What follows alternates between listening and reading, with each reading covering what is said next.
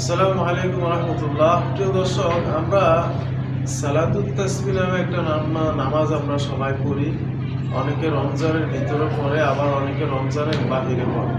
তো এই নামাজটা পড়ার কি নিয়ম আছে এবং সুন্নাহ দ্বারা আজকে আমরা জানবো কিভাবে পড়তে হবে। তো দেখুন, প্রথমে এই নামাজ হচ্ছে হাদিসে যে ব্যক্তি সালাতুত তাসবিহ নামাজ রোজা একবার বা এক সপ্তাহে একবার অথবা বছরে একবার অথবা অন্তত পক্ষে জীবনে একবার পড়বে, তার জীবনের পূর্বের ও পরের নতুন পুরাতন ইচ্ছা অনিচ্ছা সগীরা কবিরা প্রকাশ্য গোপনে যত প্রকারের গুনাহ তার আমল নামা আছে, মহান আল্লাহ তাআলা সব মাফ করে দিবেন। সুবহানাল্লাহ। পাওয়া যায় তার সমস্ত গুনাহ আল্লাহ পাক মাফ করে দিবেন এই সালাতুত তাসবিহ নামাজের উসিলা। তো এটা কিভাবে পড়তে হয়, কিভাবে পড়বেন সেটা আজকে আমি বলে দিব। সালাতুত তাসবিহ নামাজ পড়ার নিয়ম হচ্ছে, সালাতুত তাসবিহ নামাজ মোট 4 রাকাত, মোট 4 রাকাত নামাজ।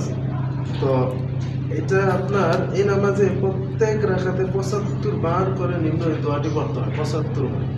দোয়াটি কি? দোয়াটি হচ্ছে সুবহানাল্লাহ সুবহানাল্লাহি ওয়ালহামদুলিল্লাহি ওয়া লা ইলাহা ইল্লাল্লাহু ওয়াল্লাহু আকবার, সুবহানাল্লাহি ওয়া লা ইলাহা ইল্লাল্লাহু ওয়াল্লাহু আকবার। এই দোয়াটি 75 বার করে পড়তে হয় প্রত্যেক রাকাতে। আপনারা জানেন, আমি নিয়মটা বলতেছি। তো অর্থ হচ্ছে, আল্লাহ তাআলা পুত পবিত্র, সমস্ত কিছু প্রশংসা একমাত্র তাহার জন্যই, তিনি ব্যতীত অন্য কোনো মাবুদ নাই। আল্লাহ তাআলা সর্বোচ্চ মহান।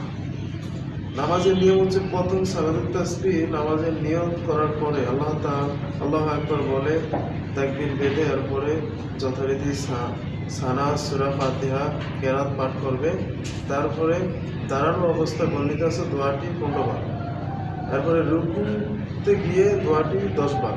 তারপর রুকু থেকে উঠে রব্বানা লাকাল হামদ পড়ার পরে দোয়াটি 10 বার। তারপরে প্রথম সেজদাতে তাসবিহ বলার পরে 10 বার। কারণ প্রথম সেজদা হইতে মাথা উঠে 2 সেজদার মাঝে 10 বার। দ্বিতীয় সেজদার তাসবিহ পাঠের পরে 10 বার।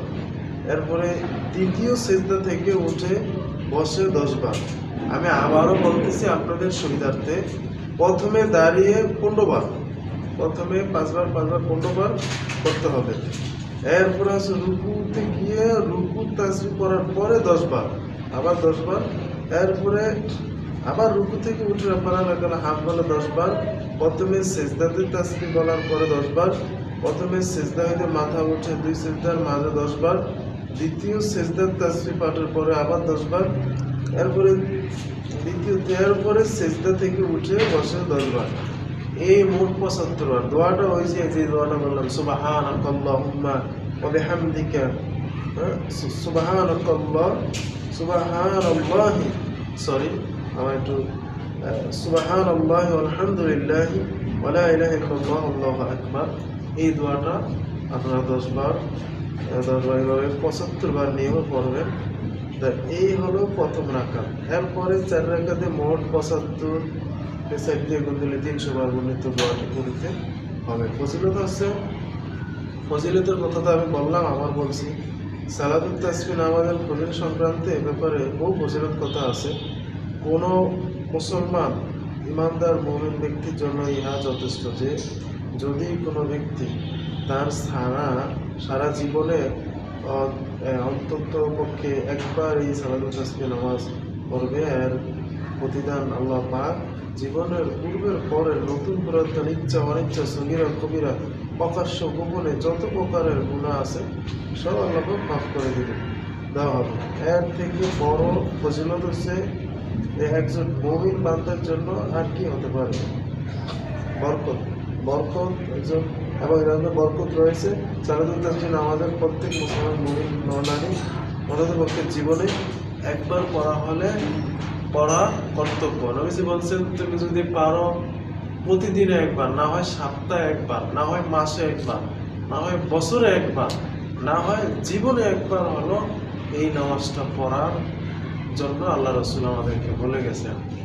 কারণ আপনারা এই নামাজটা পড়লে সব জীবনের অতীতের গুনাহ আল্লাহ মাফ করে দেওয়া হয়।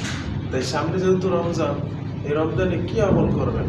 এই রমজানের অন্যান্য আমলের সাথে এটাও একটা আমল আপনারা বাধ্যতামূলক করে নিই। আশা করি আপনারা কামিয়াবি হতে পারবেন। আল্লাহ পাক আমাদের সবাইকে আমন্ত্রণ করার তৌফিক দান করুন। আসসালামু আলাইকুম ওয়া রাহমাতুল্লাহ।